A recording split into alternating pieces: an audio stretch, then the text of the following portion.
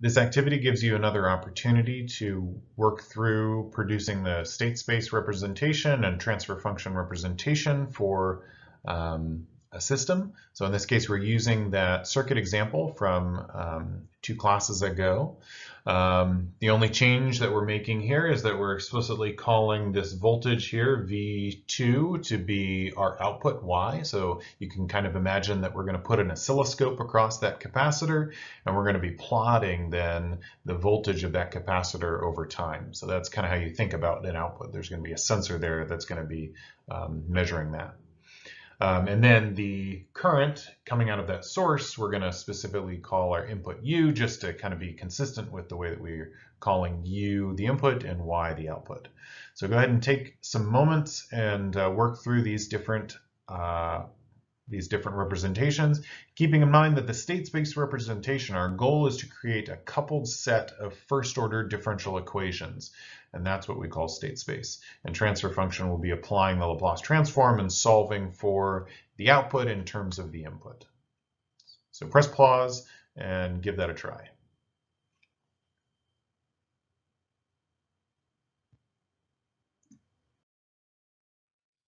So again, we've got a lot to go over. So here are the 2 solutions that I came up with. There are multiple different representations that are possible.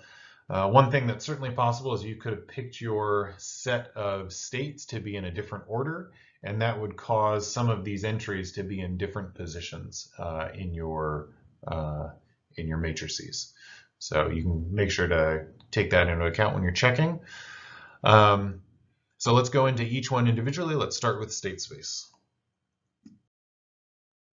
So our goal, remember, in state space is to produce a set of coupled first order differential equations. And so the thing that is tricky about this particular example is that we're already in essentially a version of state space, just kind of a messy version. So in this case, there are no higher order derivatives. And so we only have first order derivatives. And that means that we already have a set of coupled first order differential equations.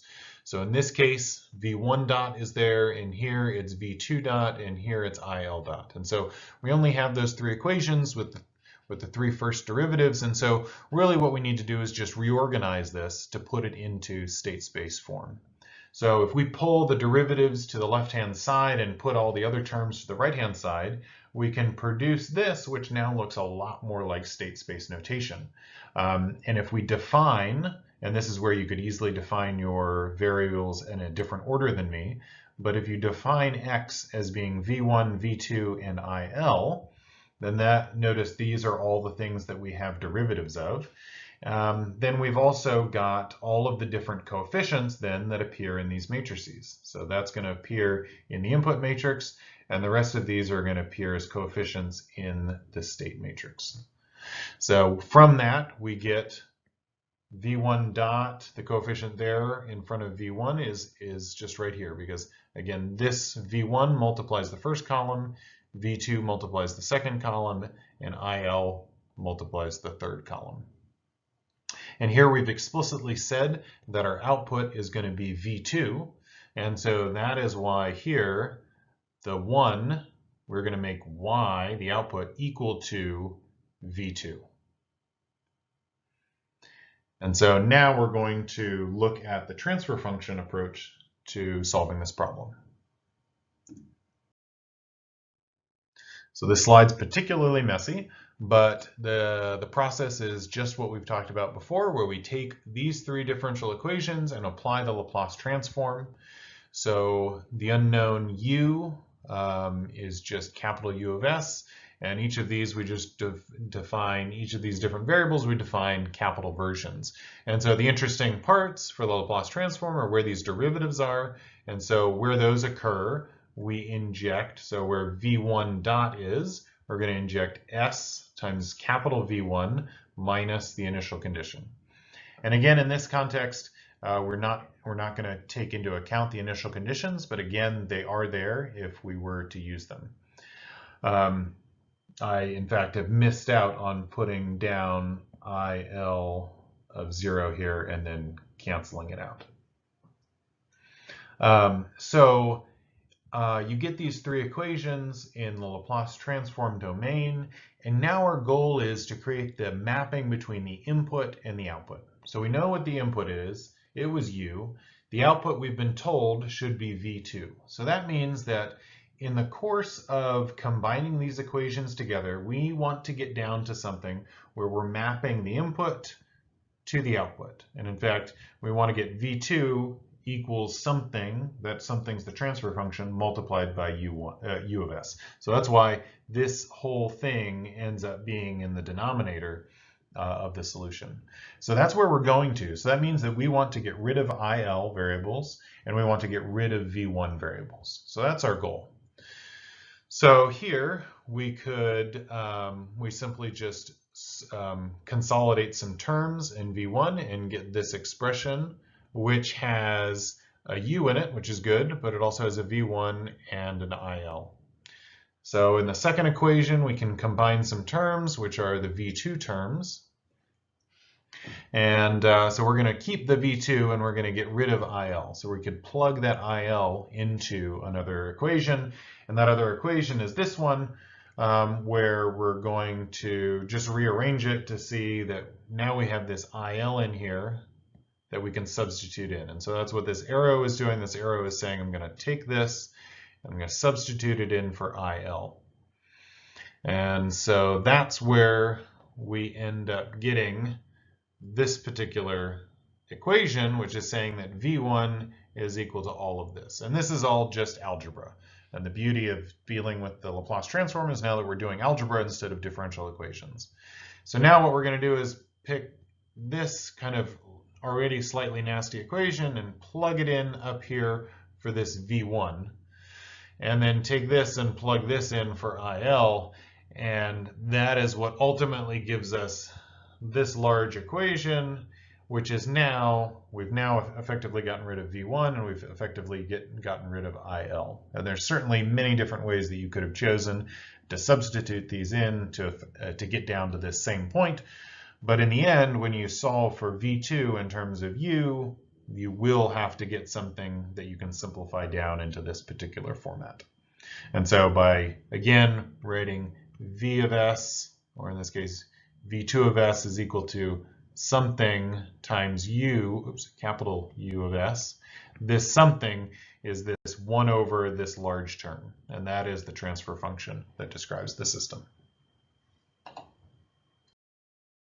In this activity, you're going to derive the ODE model of a simplified car suspension model. So in this case, mass 2 here represents the mass of the vehicle. The mass 1 represents the mass of the combined wheels and axle system. The suspension, so these springs and dampers here are represented by the spring and the damper here. And then the wheel has some springiness, and that's represented here by the wheel. And so one of the kind of interesting things is, even though the car is moving forward like this along the road surface, this velocity really doesn't have a whole lot to do with anything that we're going to model in this particular activity. But the interesting thing here is that as the car moves, this reference, so essentially the road surface here, is possibly going to not be flat. So you can imagine you have a pothole, you have a speed bump, you have any sort of irregularity in your road surface. That is actually what's stimulating this whole system. And so if this road surface was completely perfectly flat, you're on those salt flats, then this system is going to essentially reach its resting position and it will just kind of stay there. So nothing's going to happen. So it's actually the action of this reference, this R value changing up and down, that then jostles and manipulates what happens in this combined system. So this often takes students a little bit of time to kind of puzzle this one out. If you're having a really hard time getting through this one, what I'd recommend is going back and taking a look at that vertical spring mass damper example. It is very similar to this particular activity, but now we have this extra mass and a coupling term. So I'll give you a few moments. I really recommend that you try to solve this one all by yourself and then take a look at the solution. So solve this out, chat with some friends, and then move ahead once you've done that to compare with my answer.